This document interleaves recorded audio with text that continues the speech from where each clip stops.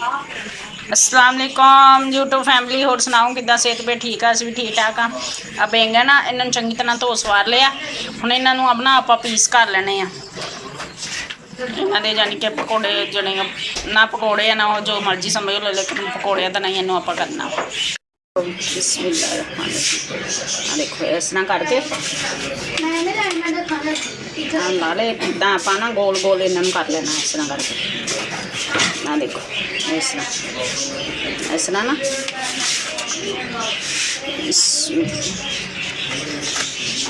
इस तरह इन्होंने आप स्लाइस कर लेने गोल गोल।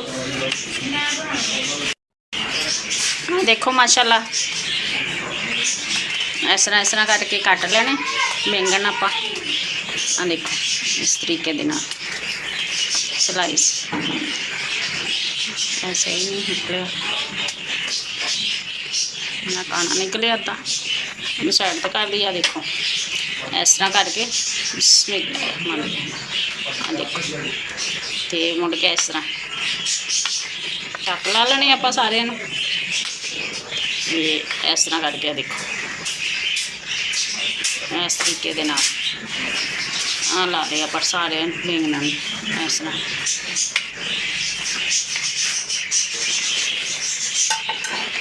इस तरह करके आप सारे ला देंगे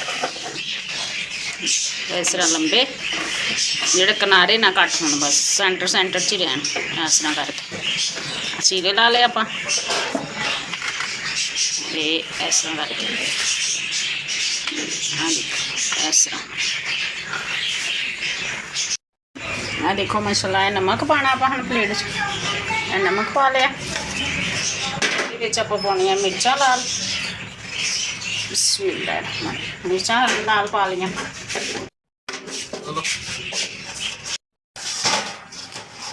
लाल मिर्चा पा लिया।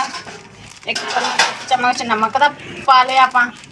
हम एक चम्मच चाट मसाले का पा लिया। इन पा के ना चंगी तरह इनू आप मिक्स कर दें। फिर मिक्स कर लिया इन्हों लूण मिर्चा की चम्मच एक लाल मिर्चा का एक नमक का चम्मच एक चाट मसाले का। देखो इस तरह करके इन्हें आ देखो इनू इस तरह चंगी तरह आ देखो देखो इस तरह करके दोनों साइडों तो आप कर लिया। देखो इस तरह नमक लूण मिर्चा चाट मसाला जो आपने मिक्स किया सीधा सारी चंगी तरह ला ला के आप इस तरह रखी जाना।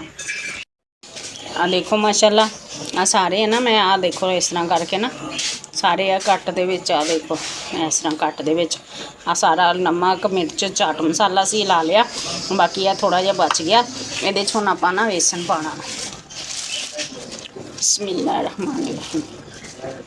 देखो एक और 2 चम्मच 3 चम्मच पा ले। हुण इनू गाढ़ा जिहा ना आप लिक्विड जो बनाने होर कुछ। देखो जी माशाल्लाह लिक्विड जो आप बना लिया। तो हुण इहदे विच आपां देखो बिस्मिल्लाह इस तरह एक पीस करके ना इस तरह चंगी तरह देखो इस तरह हो गया। इधर 2 चम्मच है ना सूजी दे ले सी। देखो सूजी 2 चम्मच इस तरह ये कर लेना।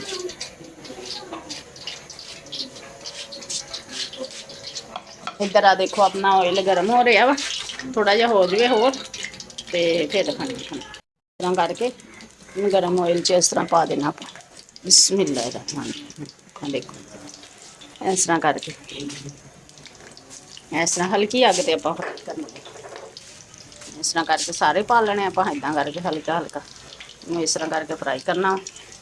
देखो पहले बेसन लाया पहले सॉरी इनू नमक मिर्च लूण मिर्च कट ला के फिर बेसन लाया बेसन ला के फिर सूजी हल्की हल्की ला के तेनों इस तरह आप बैंगनों फ्राई कर लेना। जो बारिश का मौसम होंदा वा दिल करता वा चटपटियां चीज़ां खाण तो डेली बंदा पकौड़े भी नहीं खा सकता। इस तरह बंदा बना के तो अपने बच्चों ने दवे आप भी खावे। अगर कोई मेहमान आ जाए उन्होंने भी बना के दे सकता इंसान इस तरीके ना। देखो बिस्मिल्लाह। देखो जी माशाल्लाह दोनों साइडों तो हो गए अपने बैंगन। देखो माशाल्लाह इस तरह ही लगता जिवें पकौड़े होंदे आ ते माशाल्लाह क्रिस्पी क्रिस्पी बन गए माशाल्लाह। ते इन्हां नूं लगे हुण आपां कड्ढण, थोड़ी जी एक साइड तो हो जाण, एक साइड तो हो गए, थोड़ी दूसरी साइड तो भी हो जाण। इस तरह इन्हां नूं चंगी तरीके नाल मुड़ के आपां कड्ढ लैणा।